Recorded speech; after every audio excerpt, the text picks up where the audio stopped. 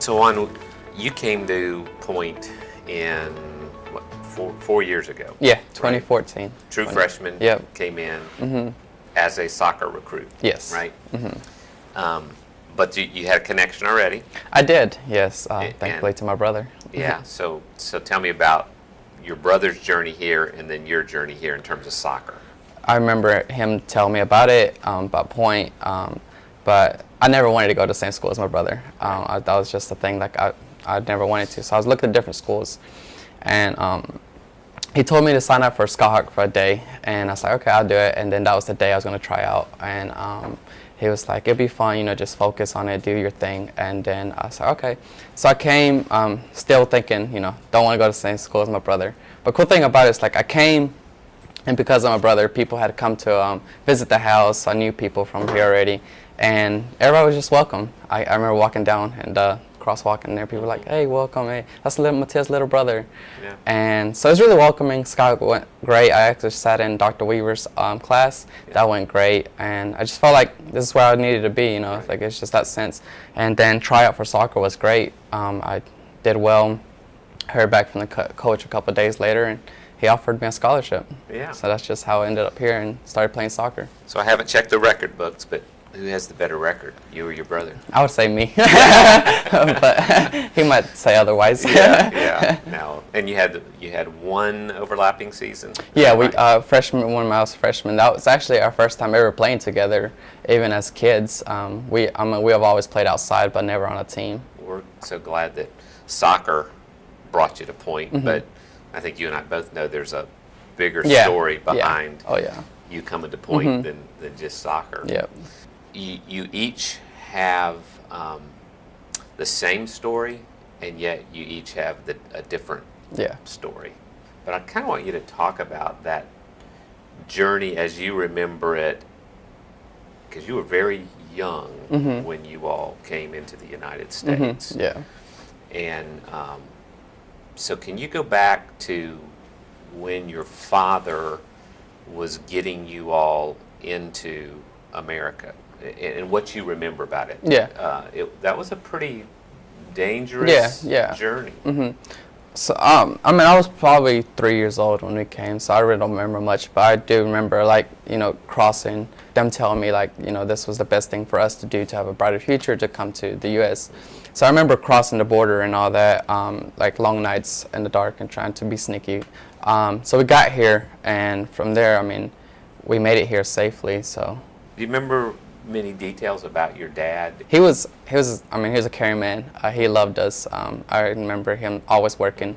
I don't remember much about him because, I mean, he died when I was really young as well. I remember he's actually the one who gave me a soccer ball when I was probably 4 years old, and that's like been my main thing. Like when I play, I always remember my dad. Yeah. When I'm always like around a soccer ball, it's always like, you know, my dad gave me this, or my dad is the reason I love the game so much. And then once they were in the United States, you all immediately migrated to Georgia? Yeah. Is that right? Because we came to Georgia in Habersham County, and that's pretty much like where I've been living my whole life. Yeah. And when you first came there, do you remember anything about, or the early days of what that community was like where you were living? When we moved into a like, I guess a very like, what would you call it? Like a very secluded area, I guess.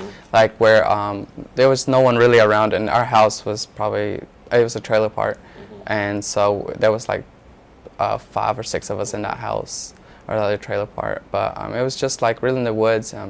We hardly have anything to like air conditioning wise and heat and stuff like that. So. And that community that you lived in was a community where a lot of folks like you had migrated to North Georgia and searched for a better life. And you know, as you are living there, you're now maybe 4 or 5 years old. What do you remember about faith? I mean, did your parents have a belief in God? Was there any? That I can recall. Faith was never mentioned in the house. I personally never even like started hearing about God or faith until probably the 6th or 7th grade. Yeah. At some point, fairly early on, I think, you and your brother sort of parted ways. Mm-hmm. This was during the period where my mom had just met another guy and started. Because your dad had already died at this point? Yeah, he had already passed away. Did he die in the States or did he die? He died going back to Guatemala, tried to bring in more people, our That's family what I members, thought. and Yeah. that's when he passed away. But it was probably 7 years old when Matthias left. This was, like I said, my mom had just remarried with this other guy, and he was a really alcoholic. He drank all the time. And I guess Matthias was old enough to realize, like, this is not what he wants, and he wants to get away from this. So he had left, and so if you're 7, he's about 10. Yeah. Mm-hmm. And he made a big grown-up Yeah. decision To- that, yeah. in his mind, his only path was I gotta leave Yeah. this Mm-hmm. and go find a path Yeah. for myself. Yeah. So he decided to leave, and he actually, I'm thinking he went and moved in with my cousins, which was not far away from us, but at the same time, like, distance to a kid is infinite. It's miles, yeah, it's miles yeah. away. Have you and he ever had this conversation and kind of talked it? Yeah, when freshman year when I was moving here, we actually went to Johnny's and talked, and we just reflected, on the past and how far we've come in life.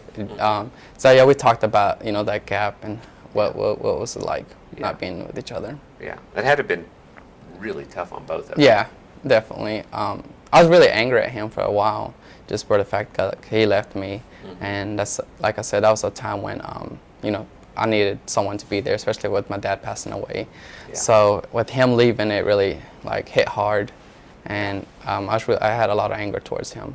But over the years, we had definitely fixed that, and we're like best friends. And then you had the second dramatic thing, maybe the third. I mean, your dad dying, then Matthias leaving, and then what happened that was rather dramatic? Yeah, the hardest one was when everybody decided to leave me, and they all moved to Alabama. Yeah. That was definitely the hardest thing that I have been through, abandoning wise. Yeah. So yeah, it was probably 9 years old, 19 years old at that time. Yeah. So.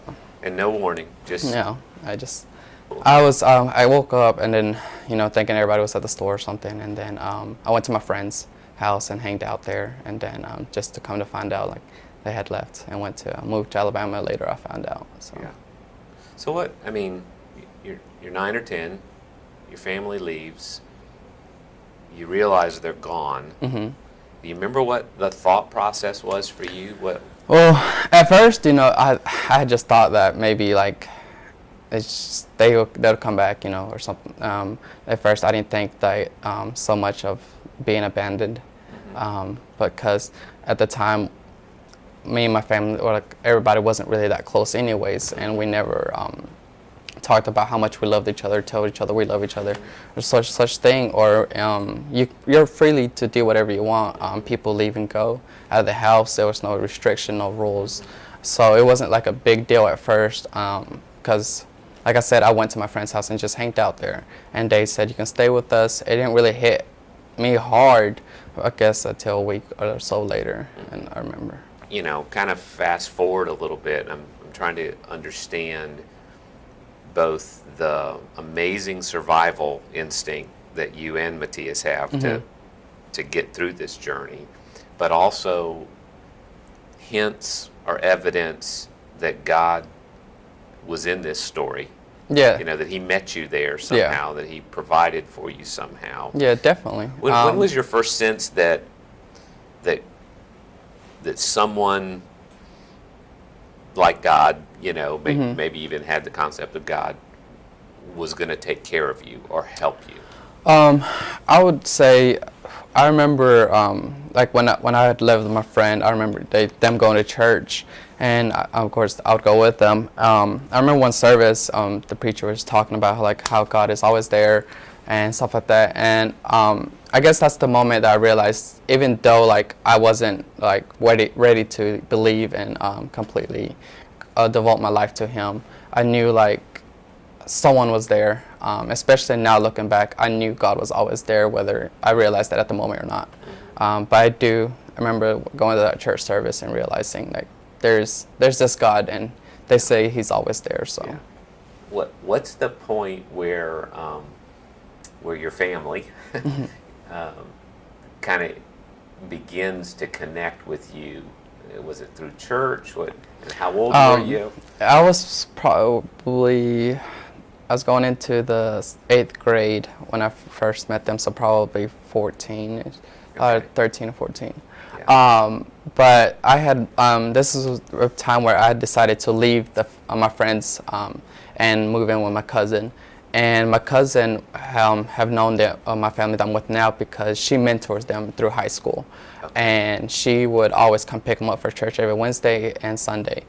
And then on Wednesdays, I was outside playing soccer. It usually happened every Wednesday. I was outside playing soccer, and she would roll down her windows, ask me if I wanted to go to church with them, and because she was coming to pick up my cousins. And I repeatedly said no, but it happened every Wednesday. She would roll down the same window and ask me, come to church with us, or do you want to come to church with us? And even after I said no so many times, she would repeatedly ask me, and one time I just gave in and said, fine, I'll come with you. Yeah. So that's when we first started really interacting.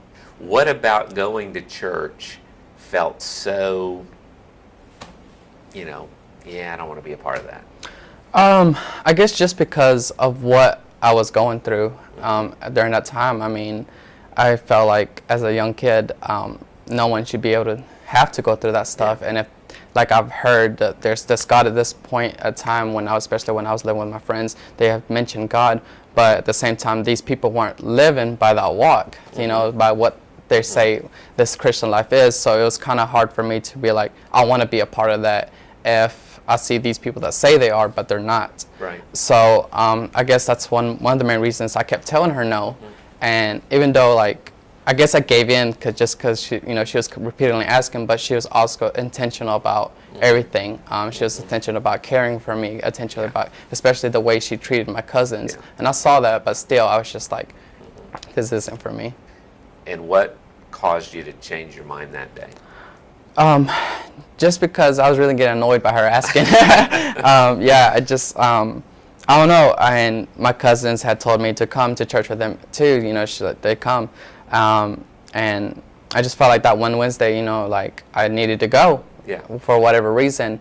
And later to find out, that's when me and my brother saw each other again. Yeah. Wow. So 5-year gap. You accept the invitation, you walk into church, and there's your brother. Yeah, I walk into church, and their youth is upstairs. So I was walking upstairs, and he was coming downstairs, and I was walking out. We come face to face, and this was a time where I was still really angry at him, but at the same time I was so happy to see him. Mm-hmm. So we looked at each other, said hey. But then kind of got really awkward, so we just walked away, and he went downstairs, and I continued to go into the youth room. Tell me about the rest of the night. What was that experience? What were they doing at the church? So everybody was just hanging out, playing there, and as I was just hanging out with my cousins, because at that time I didn't know anybody in the church but them and Tammy. So, but I remember service, worship. It was just really awkward for me because everybody was raising their hands, singing out and stuff like that, and then the preaching.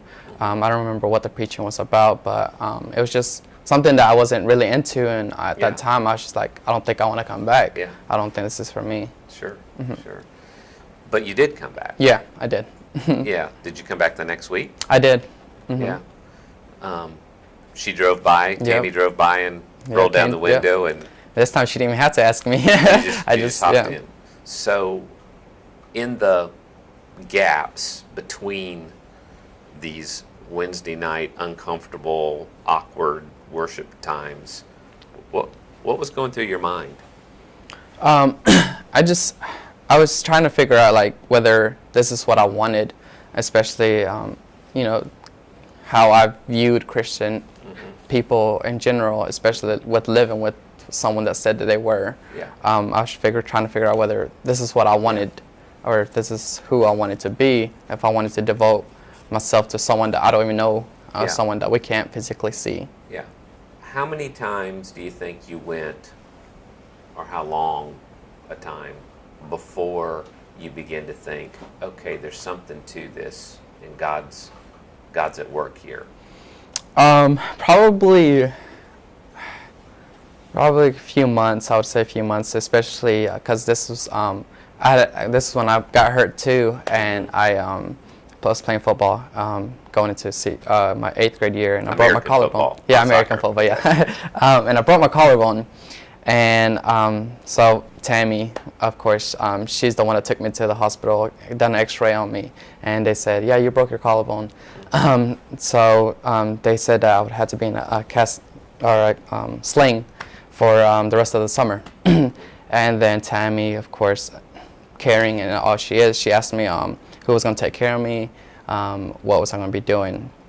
And I was telling her, like, as busy as my cousins are already with work and their kids, they wouldn't be able to take care of me, so I'll take care of myself. And she said, you can come stay with us for the summer, and I will take care of you, and I will do whatever you need. So it was during that time that I really started seeing that this is what I wanted. I wanted this Christian life because of how committed she was and the things that she was doing for me that no one's ever done before. And of course, she's always talked about God, and about how much He's done for her life and how much He can do for my life. Where was Matthias living during that time? During that time, he was living with them. Had you all talked about that? That he was there, and I mean, what kind of interaction? No, he was there, but like our interaction still during that summer, minimal. Minimal. He of course he was always in and out, maybe hanging out with friends. But even when we were at the house together, we would be in a separate living room. Okay. I would be in the other living room. He'd be in the other living room. So you move in, but yeah, you still kind of kept the distance. Yeah, we talked more as I got into high school, but even then it wasn't nothing too huge. We didn't really start becoming really close again until I came to college. That's when that was a part of the healing and reconnection with your brother was actually coming to play. Yeah. You get here, and how long was it before you all had the talk at Johnny's?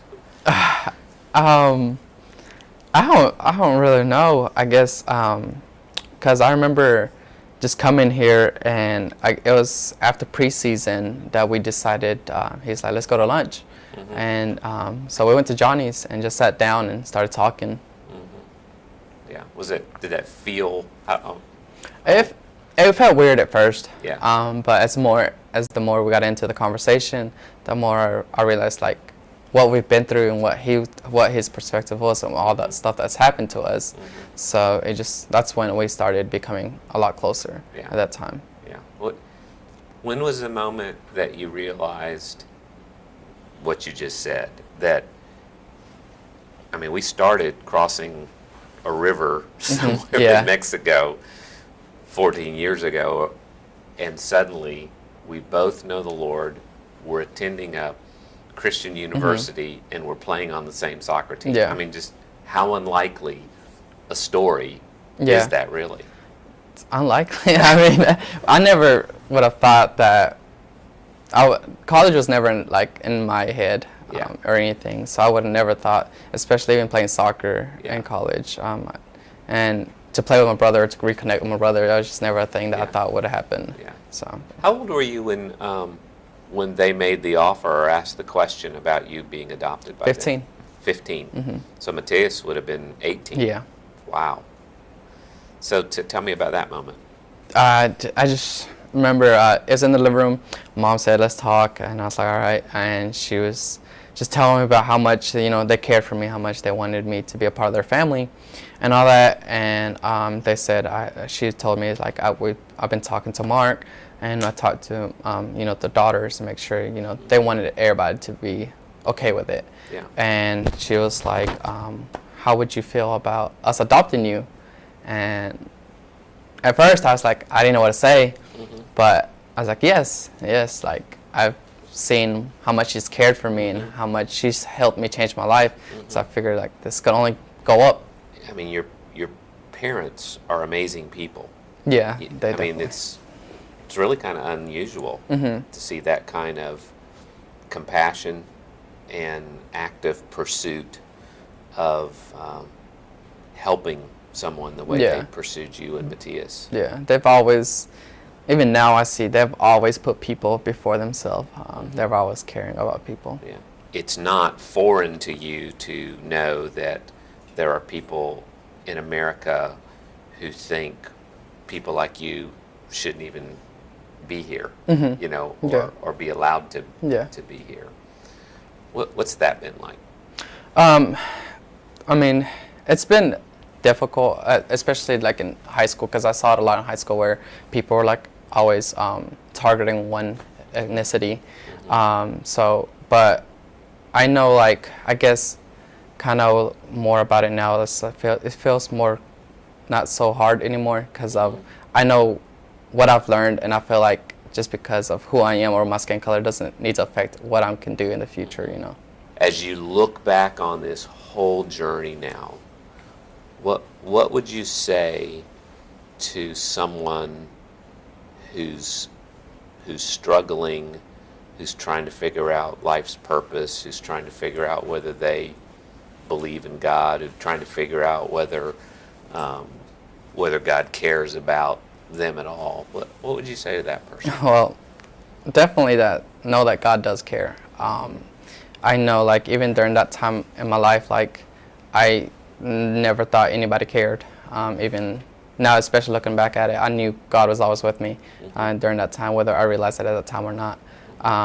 But take a leap of faith, continue to fight, and never give up on, you know. That's something that I'm passionate about. I like everything I do is everything. I put everything in it. So definitely that. Yeah. So you're getting close to graduation. Yep. Do you have any idea, short term, what you think you're going to do, and long term, what kind of a vision do you have about what you're supposed to do with your life now? Short term, I'm not quite sure. Long term wise, I really want to open up my own nonprofit business to do something with kids. Okay. Especially kids that are struggling like I was. That's something, comparing to my story, is something I'm really passionate about. Yeah. So to be able to provide for somebody else the way you were provided for. Yeah. What would you say to the prospective student that's thinking about coming to Point? Why should they consider Point University? Well, first, faculty and staff, like, they're intentional about everything. They're caring. I've always felt welcomed here. I've always felt loved here. There's not a place that, I guess, like, I visited different schools. Of course, Point is not a huge institution, but you're just not a number here. You're really cared for. They actually remember your name. They're intentional about a relationship with you, about asking you to go to lunch, coffee, or whatever it is. That this is a place where not only you're growing spiritually, but you're also getting the best education, and that the staff and the faculty really care for you.